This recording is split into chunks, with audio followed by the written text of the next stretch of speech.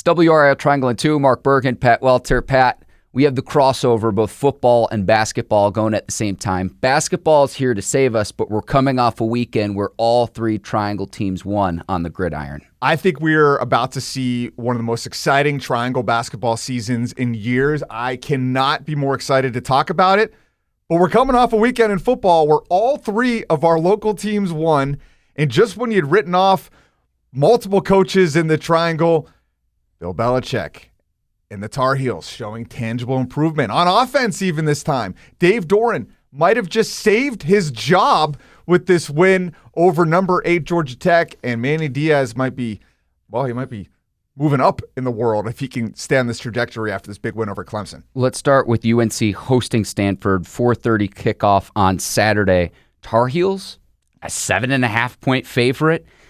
Can they win 2 in a row, Pat? And I look at this, at times dominant defensively in Bill Belichick's very first ACC win over Syracuse. Tar Heels defense only allowed 147 yards as a team, an excellent performance.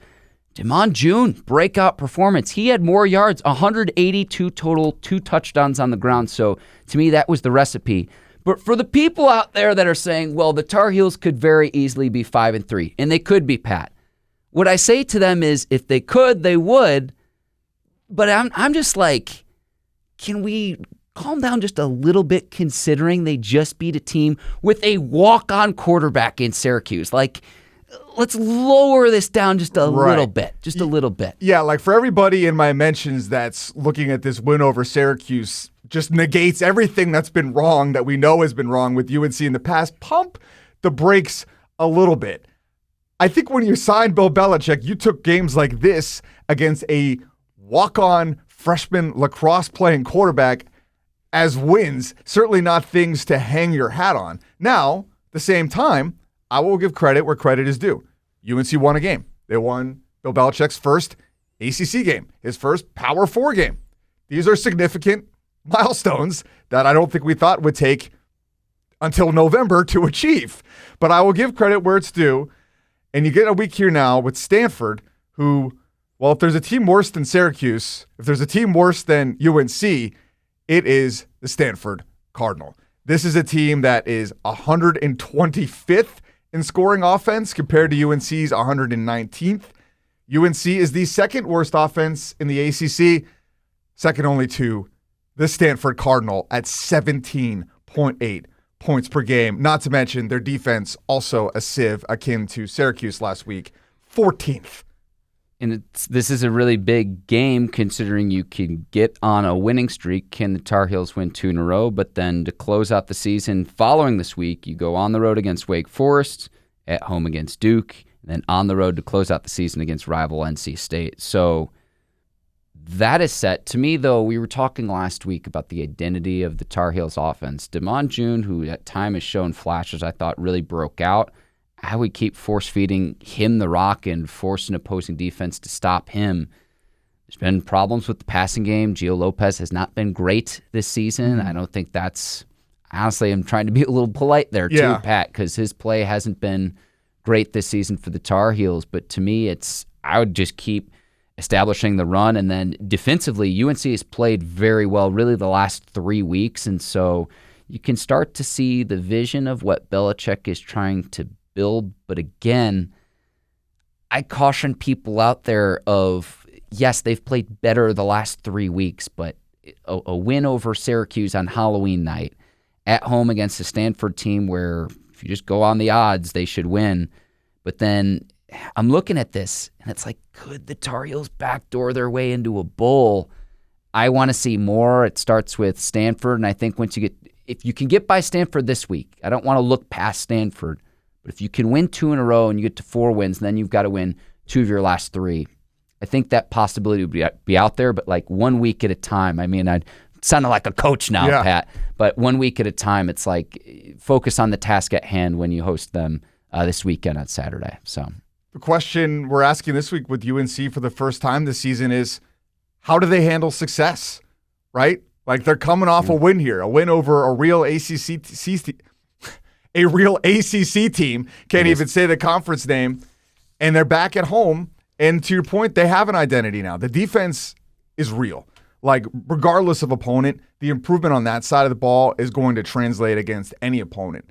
The offense is where I still have a lot of questions, because that's where, when you're facing a Syracuse team that's been giving up 30 points per game since they lost their starting quarterback, and you are trailing in the second quarter 10-3 because you turned the ball over for a fumble 6, I'm looking at that one. I'm like, if Bill Belichick can't win this game against this walk-on lacrosse-playing quarterback who didn't complete a pass until the second quarter, then he shouldn't even get on the plane back home. Like, this is never going to work. Now, to their credit, they finished strong. You talk about Damon June. He popped a little bit in the Charlotte game. He exploded against Richmond. He's been kind of buried back in a deep running back rotation the last few weeks, and he pops again. He's clearly the most talented offensive player that they have. So they have something to hang their hat on offensively. Gio Lopez, numbers can be deceiving. 15 of 19, 216 yards and 2 touchdowns versus Syracuse. No interceptions. You could argue that's his best game, but 72 of those were on a screen to Damon June. So I'm not going to take a lot from that either. He still kind of struggled to really do anything like deep down the field other than a nice touchdown pass to Jordan Shipp.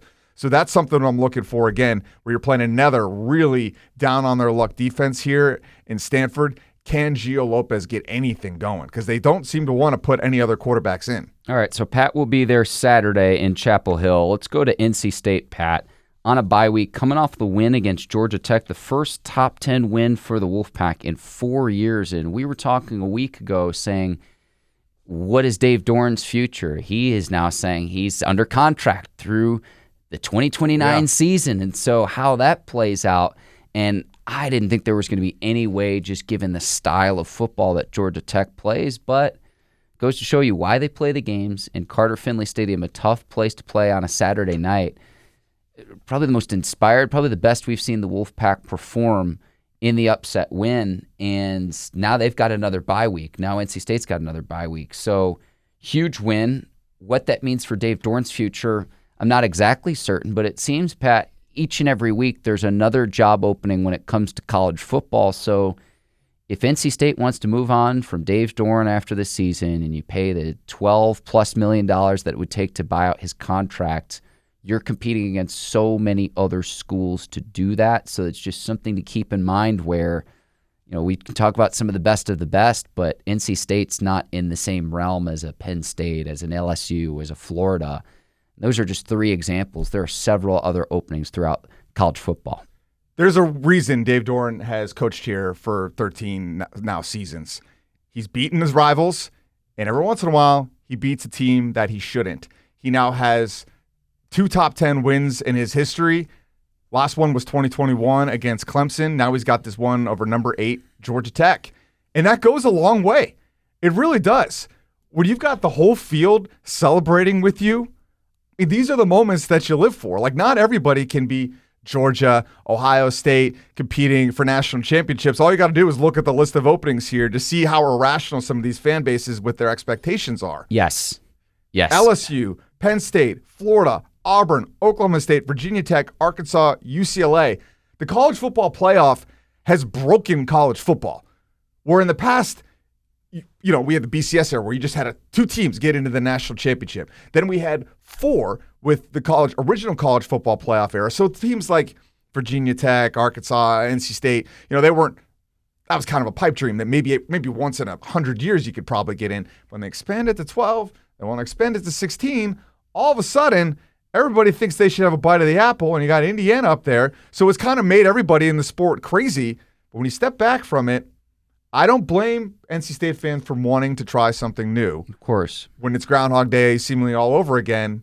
But games like Georgia Tech make you take a step back and realize maybe things aren't so bad as they seem. The grass isn't always greener. And even if you want to move on from Dave Doeren, it might be better for the university to wait a year when there aren't as many openings, and his buyout would then be lower as well. And you have this quarterback, right, in C.J. Bailey. So what happens there? You move on from the coach. What is the likelihood that you keep the quarterback? And I would think it would be minimal, very small if they moved on from Doeren. Right? I mean, look, and then you're kind of dealing with the other side of the coin of you're worried if you could keep the quarterback regardless, even if you bring back Dave Doeren because of his. But wins like that again, CJ Bailey is building a legacy here. He's getting into Drake May territory where it might be tough to walk away. Bailey and I put Hollywood Smothers in that same conversation of, can you retain your key playmakers from a year ago and a player like Casey Concepcion that you couldn't? So big win for the Wolfpack over Georgia Tech. And we'll see how they close out the season. But it's like going into this game, like I just didn't see it, considering the Wolfpack had lost 4 of their last 5 games going into this one. And it's like, again, that's why you play the games. 4.5-point underdog. It was charging. Vegas knew something was going on. And I got to say, having been there Saturday night, the environment was absolutely electric. Like, you can see. Because you were down on the field, I was on the field. I was in the middle of the field storm. It was incredible. Like, it was a very tight deadline. Game ended at 11:02. We've got to do our sportscast at 11:20. So my game plan is I'm going to get in there. I'm going to record the whole time. No cuts. And I think the fans thought I was ESPN or something. They were parting the seas for me because I was worried I was going to get stuck in the middle, which has happened before. Penn State, Ohio State, when Penn State, James Franklin upset Ohio State on the blocked field goal, I couldn't get out. I was stuck. Your lens fogs up, you can't get out. And I was like, I got to do a sportscast here in 15 minutes. So it was incredible to be in there. Incredible to see them win that game. Even if this is the end for Dave Doeren, by his decision or by the schools, he's going to be able to hang his hat on some big wins like this. All right, Duke at UConn on Saturday, 3:30 kickoff. Blue Devils favored by 9.5, 5-3. So a win makes the Blue Devils bowl eligible, Pat, and going against a UConn team that is 6-3. What I wanted to talk about, though, was the win over Clemson, Pat. Incredible. Watching this game, Duke's first win at Clemson since 1980. What did you make of the defensive pass interference call against Clemson that helped propel Duke to the victory? What did you make of that call? It's a call you wouldn't expect to see at Clemson, right? Certainly if Clemson was Clemson, I'm never somebody that I'm rarely like blame the refs guy because there's so many moments in a game. But yeah, when you're talking about a game-winning drive and it gets aided by something like that, I could see why the other fan base would be livid about it. But for me, like that's rarely the story unless it's like something like the Saints Rams was the NFC Championship game a few years ago where it was just like so blatantly egregious and was in the red zone that it like literally determined the game. So for me, I mean, it's a significant moment, but to me the more interesting thing was just their execution in the red zone in the 2-point play and just the incredible situational awareness and attention to detail coaching from Manny Diaz and the staff. You could say that late in the game, but also in the first half, the fact that Duke tied it up before the first half ended. The middle 8. Win the middle 8. Manny Diaz, baby. Failure is data. Yes. And the Blue Devils were not. They were not the architects of their own demise, Pat Welter. So no, Clemson, I mean, gosh, what are they now, like 3-5? It's absolutely insane where that school has fallen. But that's the thing, like, people are beating Clemson, and it's starting to look like, beating Clemson isn't a good win. Well, certainly they're not rolling, but this is still a very talented team. I think Duke beating them is a significant step for the program. And then this is kind of the catch-22 you get yourself in if you are a Duke fan, is like, you want to be good, but do you want to be so good that Manny Diaz leaves? But Nina King, to her credit, Mike Elko and Texas A&M, number 3 in the initial college football playoff rankings. Manny Diaz looks like a guy that can land at one of these top openings.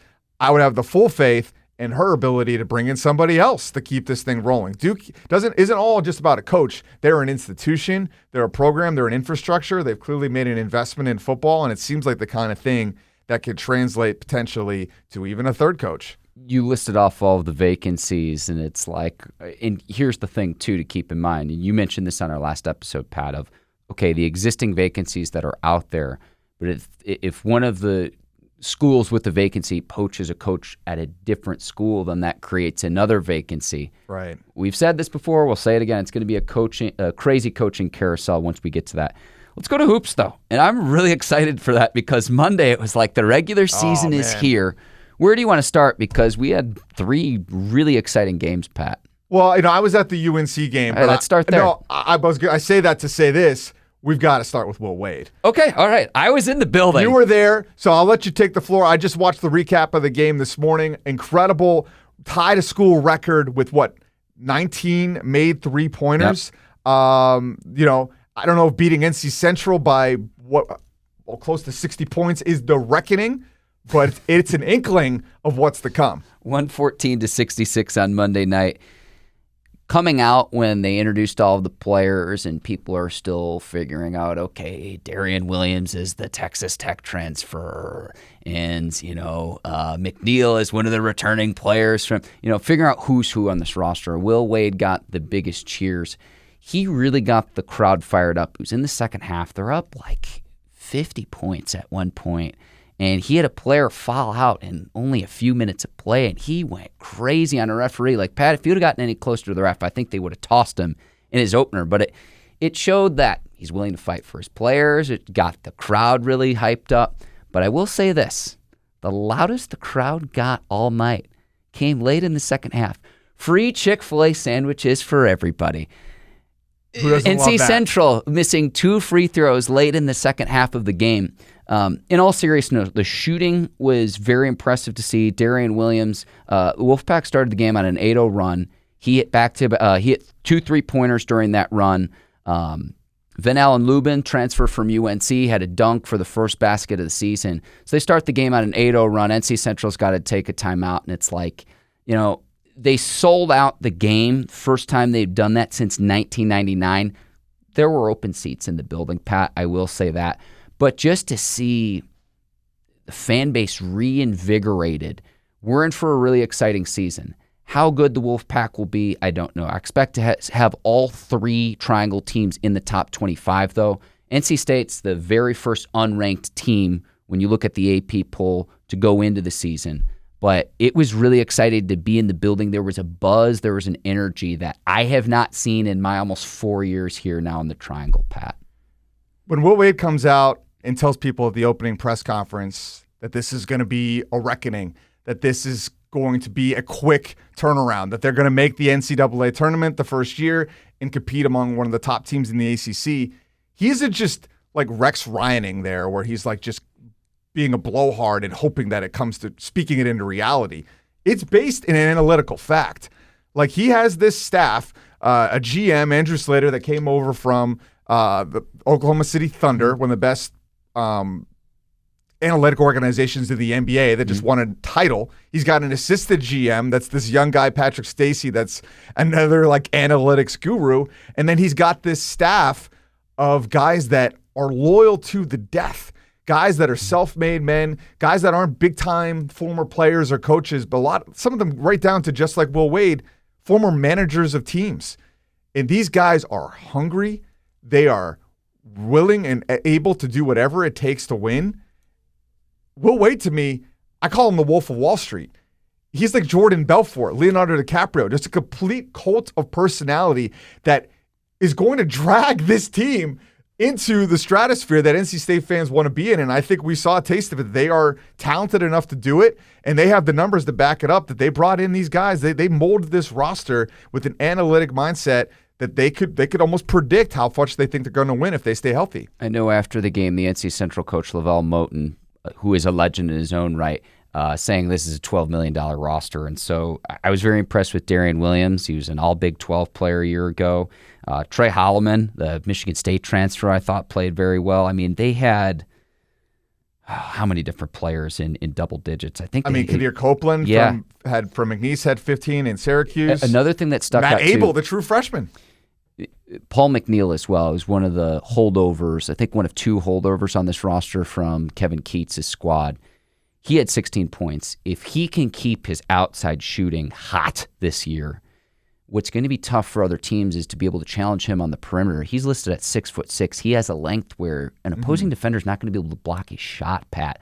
So if he can stay hot from the outside, I mean, we're talking about a player who scored 71 points in a high school game, broke a state record here that had stood since 1950. So I was really excited. Look, I get that it's NC Central. We'll see how this season progresses. But for an opening night with a new coach and hope and optimism and trying to bring this program back to where it can be, there was a lot of optimism coming out of Monday night's game. Next up for Wolfpack, Friday against UAB at home. Last note for me on NC State, you talk about some of the size. Like, I think size is both a strength and a weakness of this team. They're certainly not in UNC's territory last year where they were just grossly undersized, but they are lacking maybe a true big. They lost, it was Paul Mbaya to Kansas, which was a player would have completed the puzzle perfectly, like a 7-footer, right?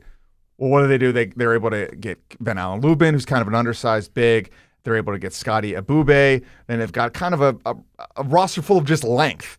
I thought Moussa Sagna played professionally in Spain. He's 6'10". I thought he was good. You saw Jerry Dang out there a little bit, 6'9". So overall, it is a big roster. They're just kind of lacking that 7-footer. But I think clearly, like a true 5. Yeah, and this is the kind of thing.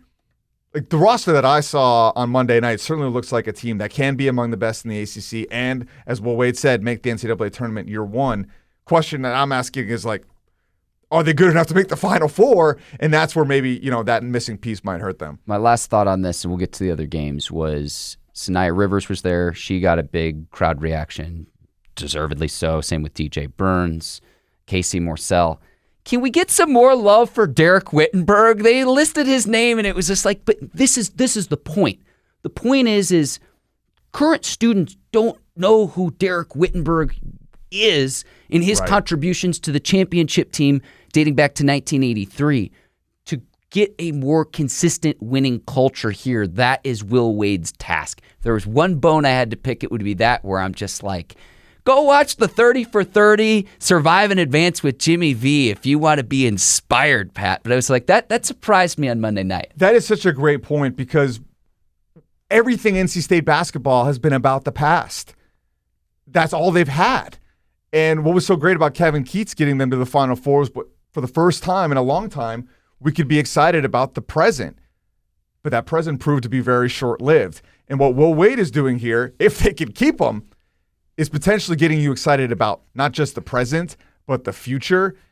And NC State, I don't want to get ahead of ourselves, but I do believe that they are and will be back this season. Yeah, I expect them to be a tournament team. Yeah. I'll say that. 100%. All right, UNC crushes Central Arkansas. Kind of a warm-up game. Dunk City for Caleb Wilson, the freshman. 22 points in this one, and a tune-up game for UNC because Friday, hosting the Kansas Jayhawks, Pat. But you were there in Chapel Hill Monday night.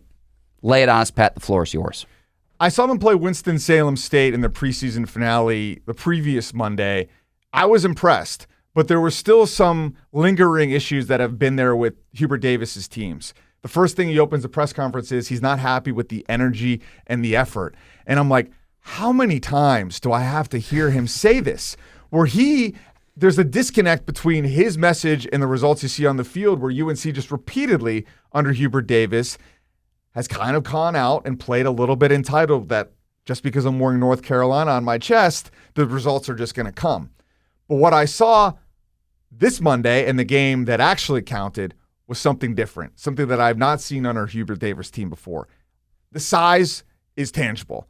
It is making an effect on both ends of the floor, especially when you contrast that to last year's team, whose 4 best players were guards, and they could never basically find the right lineup. Van Allen Lubin was their tallest player, and what is he, 6'6"? Undersized, for sure. And look, it's not to shortchange his contributions, but compared to other rosters, that was something where when you go to games, Pat, is just clearly evident when you looked at last year's roster. And it wasn't just that your big was undersized. It was the whole team was undersized. This roster positionally, outside of like Kai and Evans, are pretty much all big for each position. The starting lineup they're trotting out there, 6'10", Jaron Stevenson, and we've got to get to Caleb Wilson at the 4, who I think is going to be the best one-and-done player in the history of Carolina basketball. Whoa. That sounds like a hot take, but if you look at it, Carolina basketball has not been Duke when it comes to one-and-dones.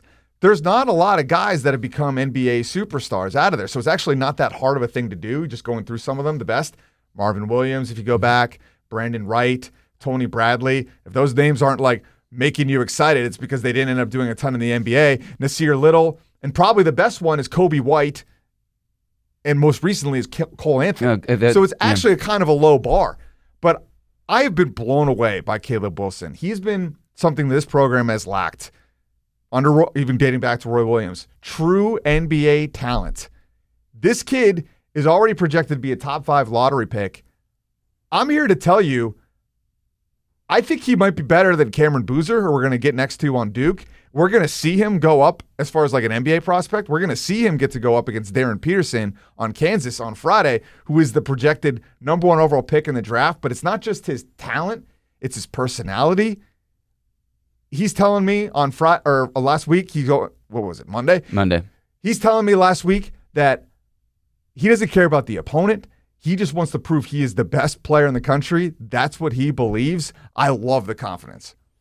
Yeah, because when you actually read through the list, I mean, with respect to each of those players, I mean, like, think of Marvin Williams way back in the day. He had a nice, long NBA career, never ascended into a star player that you would expect with one of the top draft picks. So he wasn't even the best player necessarily on that UNC team. He was just the best prospect because of his length and his position. I remember at the time there was a big deal when he was coming off the bench for UNC. And it's like, how could you draft a player this high who's not even starting for his college team? And then, there's other exceptions to that, like, let's say, I don't know, a Devin Booker in Phoenix. But to stay on the point with UNC, exciting about Wilson. What did you see from Luka, though? Because Luka wasn't sure whether he was even going to play for UNC. Yeah, this was one of those stories that really raised your eyebrow, and I was starting to dig into it because it was dragging on, and I was texting with a source just trying to get to the bottom of even what the hang-up was, because I was like, okay, so he's been enrolled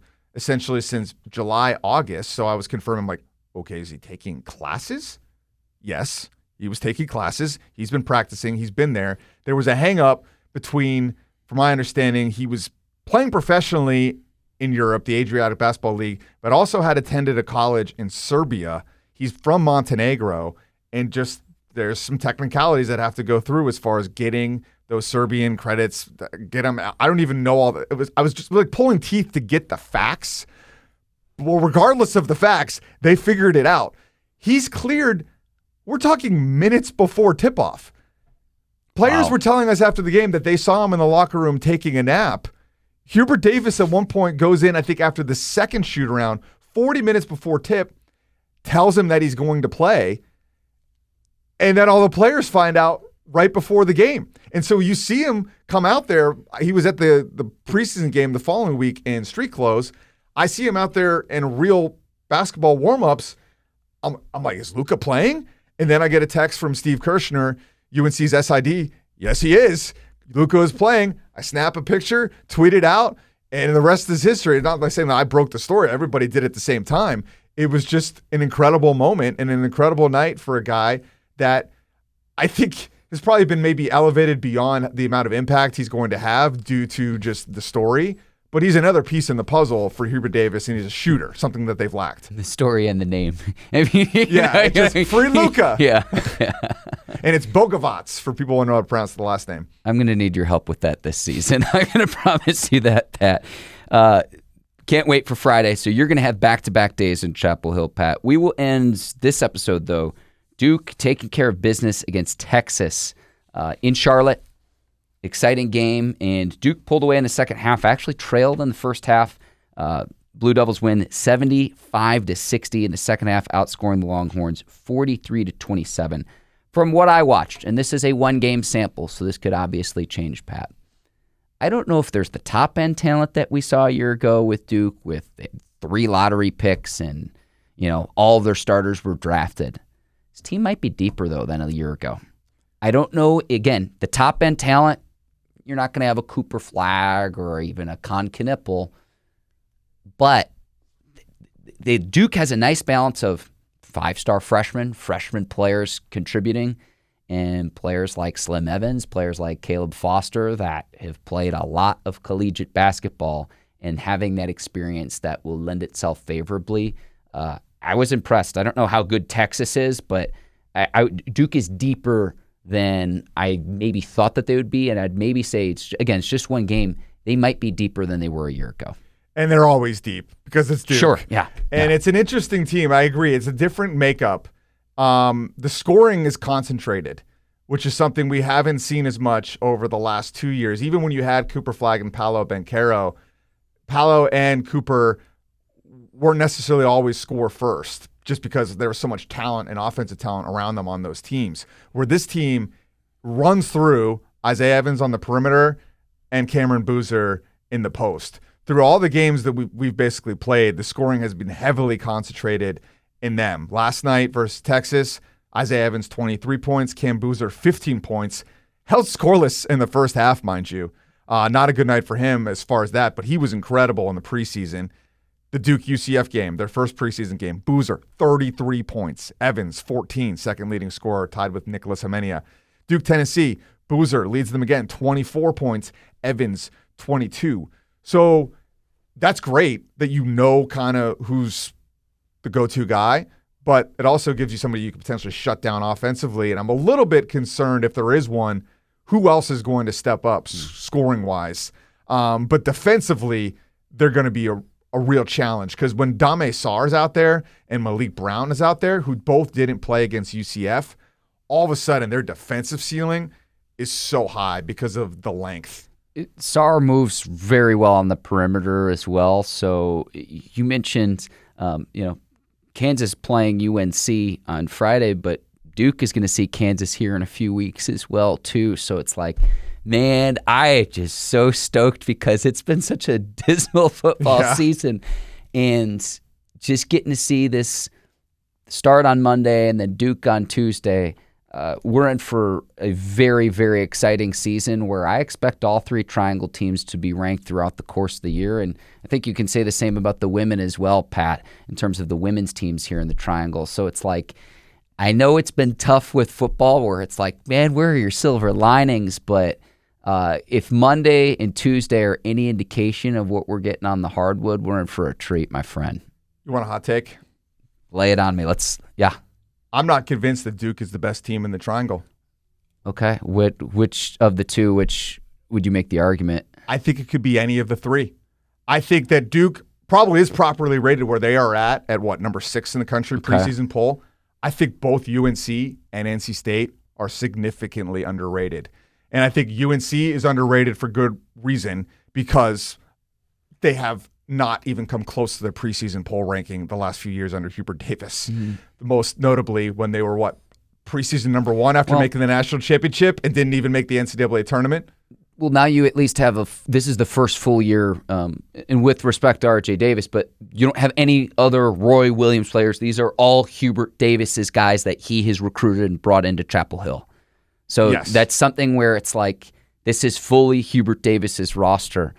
But man, this is why I can't wait for the games and the action. And this is where the conference expansion, I'm a little bit peeved because with State only playing both teams once during the regular season, it's not enough, Pat Welter. It's not enough. I know they made the new scheduling rules to help elevate the ACC, who struggle to get teams into the NCAA tournament because basically the ACC's been so weak that nobody can get quad 1 wins. Carolina last year didn't have a quad 1 win, still made the NCAA tournament, even if it was the first 4. But then you're like, you got to find a way to make this work, because these games, college basketball has a regular season problem. And there is nothing better, and you maybe wouldn't even understand this if you didn't live in the Triangle. Regular season games between NC State and UNC, Duke, NC State, spin it around, are all incredible and all must-see TV. I don't want to wish my life away, but just being in the arena on Monday night, it was special. Let me just say this, just full disclosure. My parents had never been to Lenovo Center, so I got to take them to the game, and they were just so energized. And we've been to different stadiums and arenas all over the country, Pat, and to be able to share that with them was special. And it's like, that's one of 3. Most areas, we are so lucky regardless of which team you root for, Pat. Mm-hmm. And I know you might saying, most areas, they have one team to pick from. The fact that you have 3 here, it's special. If you have 3 teams that are ranked here simultaneously, embrace the debate. Let the debates begin to say, hey, Duke might not even be the best definitively. But again, that's why they play the games. And it's like, I don't want to wish my life away, but I cannot wait to see these teams go head-to-head when that happens this season. I want to dig into the history, and there's certainly people that have covered Triangle hoops a lot longer than I have. But this is my 5th season working in this market, And the first one that I can remember that's going to take on this character, where all three of these teams are going to be in the top 25 throughout the season. All three of these teams are going to make the NCAA tournament. And I think all three of these teams, if things break their way, have a chance to make a deep run in the tournament. You certainly expect Duke to be in the Final Four mix. You wouldn't be surprised if Carolina was either. And we've seen NC State do it as recently as a couple of years ago. And seeing their roster, they look talented enough that if they get hot at the right time and things break their way, they could as well. We've got 2 lottery picks, and they're not just on Duke this time. Caleb Wilson, I mean, this guy is projected to go maybe number 6. I think he's a better NBA prospect than Cameron Boozer is right now. Now, who's the better college player will be an interesting thing because Boozer is just a man among boys. Because here's the thing. He still had 13 rebounds, so he's finding other ways to impact the game even though the scoring wasn't there in the first half on Tuesday night. He's a monster, and there's no denying it. But what Wilson is doing, I've never seen anything quite like the way he started the game. Yeah, okay, it's against Central Arkansas, but the guy had 5 highlight-worthy dunks in the first 4.5 minutes of the game. Just a complete dominant force. He hit a 3. He's telling me after the game, he's like, oh yeah, I've got an outside shot. I could shoot more. I love the confidence. I mean, it's incredible. He's also making an impact on the defensive end, and then you combine it with his personality. This is a rare player. It is a player that Hubert Davis needed because he has recruited well. Like, all the things you could say about Hubert Davis, he is a good recruiter. He creates good relationships with these players. I mean, last year's team had 2 NBA caliber freshmen. Now, Ian Jackson transferred, went to St. John's, but that dude's going to be in the NBA. Drake Powell already is. But they weren't necessarily NBA ready and college ready to dominate right away. Caleb Wilson is immediately, this is going to be an incredible year with Dabansa, who, mind you, was a UNC recruit, who they've already played, and we got to see him go up head-to-head against him. And he's going to go up against Darren Peterson, the projected number 1 pick on Friday. I mean, what a season we're in for. And against Boozer when UNC and Duke go head-to-head as well. To see those two go head-to-head, it's going to be special. We're in for a great year. Before we sign off here, any other legendary Pat Welter road stories before we wrap it up here, Pat? Oh, gosh. Did I have one? Well, should we talk about relationships for a second? I don't know where you're going with this, but let's do it. My wife doesn't listen to this podcast, but it was just funny. Like, She should. I got a text the other day, and it was like, don't expect any R&R on your day off. How do you react to that? My response was like, I'm just not going to say anything. Anything Smart. I say, I lose here. Love my wife. I've got 3 young children. I'm working long hours, but you know what? That's right. I am my father now. My father who never sat down, would watch TV standing up with his arms crossed. The work never stops. You get out of the office, you think you're going to go home and relax, watch a beer, talk to some buddies. No. You got to do bedtime. You got to do bath time. You got to help pick up the kids from school. You got to go to a dentist appointment, baby. It's 2025. Where's the AI help, Mark? I need some help here from AI, and I'm not getting any of it. They're just taking jobs. He may or may not be Pat Welter. I might be talking to Pat Welter's clone. I'm the one and only Mark Bergin. This is another edition of WRAL Triangle and 2. If you haven't already on YouTube, do us a favor, hit the like and subscribe button, and on the WRAL podcast feed, Apple and Spotify, leave us a 5-star review. Pat, as always, an absolute pleasure. You're the absolute best, my man. I got to go pick up my kids from school. See ya.